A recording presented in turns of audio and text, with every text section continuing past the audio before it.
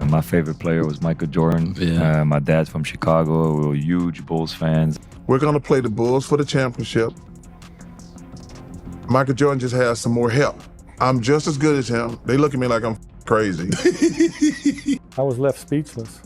The only thing I knew in that moment was that Jordan was the GOAT. Future generations will never come close to what we were witnessing. When a young Larry Bird was left speechless, you knew you'd just witnessed something unforgettable, a moment that would echo through basketball history. Some players earn respect, others inspire fear. Michael Jordan commanded both every time he stepped on the court. There was always something about him, a look in his eye, like he already knew what was coming and that no one could stop it. This isn't about stats or championship rings. It's about the way the greatest players in the world talk about him, not with mere admiration, but with awe for his impact. Jordan didn't just change how opponents prepared or how coaches devised their game plans. He transformed the very way basketball was played, not because he asked for it, but because he forced it. That's not just praise. It's the hard truth, straight from the legends who faced him, who tried and failed to stop him. In this video, we let those voices speak, because every one of them tells the same story. Michael Jordan was different.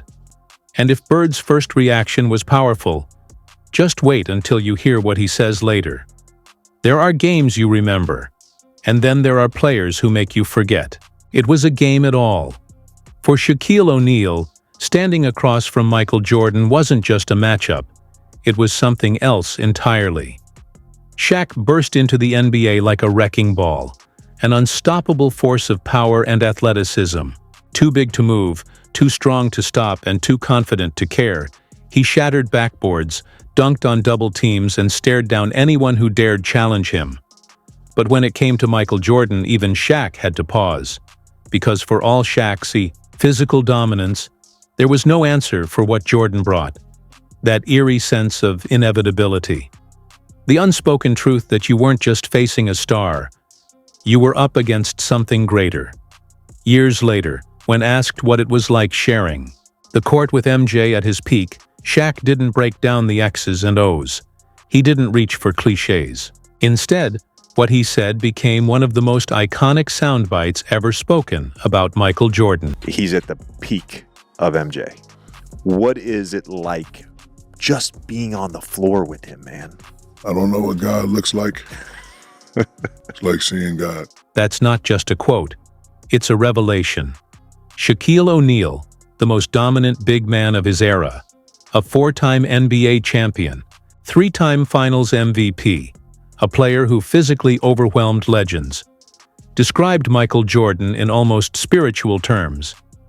Because there's no other way to explain what it felt like when Jordan locked in. Jordan didn't have to say a word. His game was the statement. His presence alone told every player, every fan, every coach exactly who was in control. When Shaq says it was like seeing God, it's not just about what Jordan did with the ball in his hands. It's about how he made people feel, even those who thought they were untouchable. Because that's what greatness really is. Not just dominance, but the power to make even the most unstoppable players stop, look across the court, and realize they were witnessing something that seemed impossible. If anyone made a living off effort in NBA history, it was Dennis Rodman.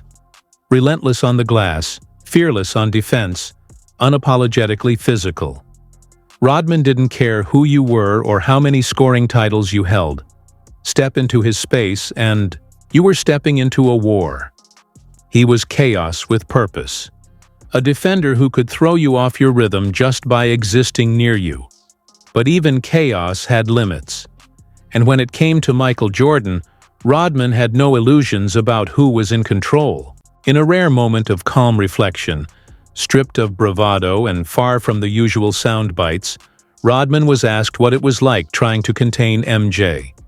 And instead of trash talk, he gave it to us straight. It was cool. You're one of the few guys that can say that, by the way. It was actually cool, man, because it gave us the opportunity to work harder because we knew these guys was coming. And once we start playing them and once we got in the playoff with these guys, but it's like, it's hard to keep that guy under 30 points. It was hard, man. He was that good. Coming from Rodman, that's as close to a Bo as you'll ever get. This is a man who guarded Karl Malone, boxed out Shaq, and played mind games with some of the greatest scorers ever. But Jordan made him feel something different. Not fear, but inevitability. Rodman didn't sugarcoat it. You could bring your best game, your toughest physical effort, your most dialed-in defense, and Jordan would still find his spots.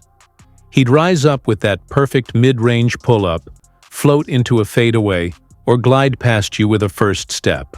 That didn't even look that quick, until it was too late. Because guarding Jordan wasn't about stopping him. It was about surviving him. Rodman's respect never came easy. But when he says it was hard just to keep MJ under 30 points, he's not just praising skill. He's acknowledging a harsh reality. Jordan was going to get his. The only question was how long you could hold him off before he took the game away. There are certain matchups in basketball that feel like fate. One-on-one moments where greatness meets greatness, time slows down, and the whole world leans in.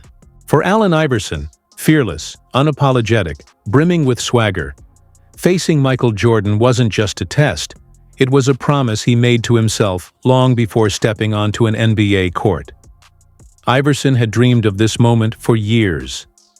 And when the opportunity finally came, with Jordan standing across from him, Iverson didn't blink.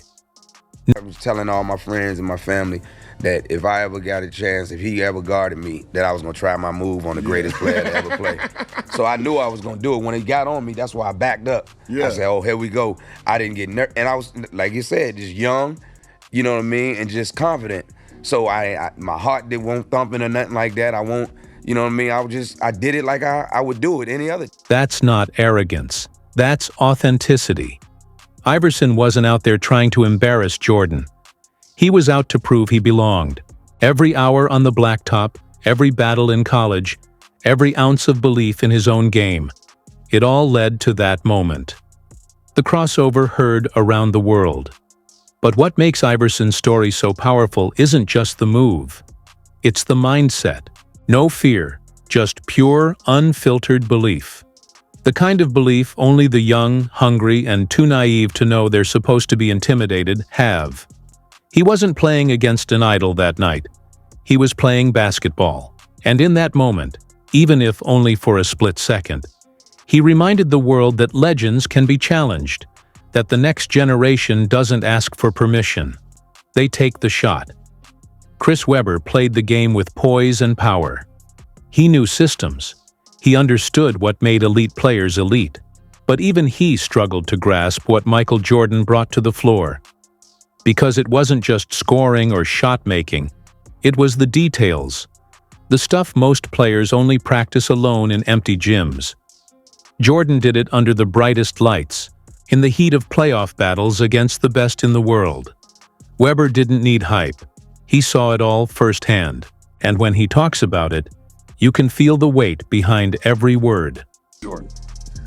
You know, like the drills that you do every day just to become a better player, and you do them hard. Like, he was playing that way in the game. He was denying, seeing the man in the ball, turning, talking on defense, elbowing guys as they came through the paint. Like, we saw his greatness, and he shut anyone that he was checking down. That's the part people often forget. Jordan didn't just drop 30 points a night. He defended like his legacy depended on it. He dove into passing lanes, barked on defense, and threw elbows at cutters just to remind them exactly who they were dealing with. There was no taking possessions off. Every second on the floor, Jordan made it personal. Chris Webber played with killers. He saw legends up, close. But Jordan? Jordan executed the fundamentals with such intensity, it made the other 9 guys on the floor look like they were still warming up. When Webber says, "We saw his greatness," it isn't about admiration. It's about recognition. Because if you played against Michael Jordan even once, you didn't need someone to explain it to you. You felt it. When Magic Johnson talks basketball, there's a rhythm in his voice, like he's still running the break in his mind, eyes scanning the floor, a smile just waiting to burst through. He's seen every superstar compete at the highest levels. But when Magic speaks about Michael Jordan, there's something different, a little more weight in his voice. Because Jordan didn't just play the game. He raised the bar for what greatness truly meant. Magic's words weren't flashy. They didn't have to be. They were powerful. You know, when you think about playing with MJ, it's nerve-wracking because he demands excellence. And but just getting him the basketball in the right place and let him do his thing with the tongue out and everything. You know, the tongue way out.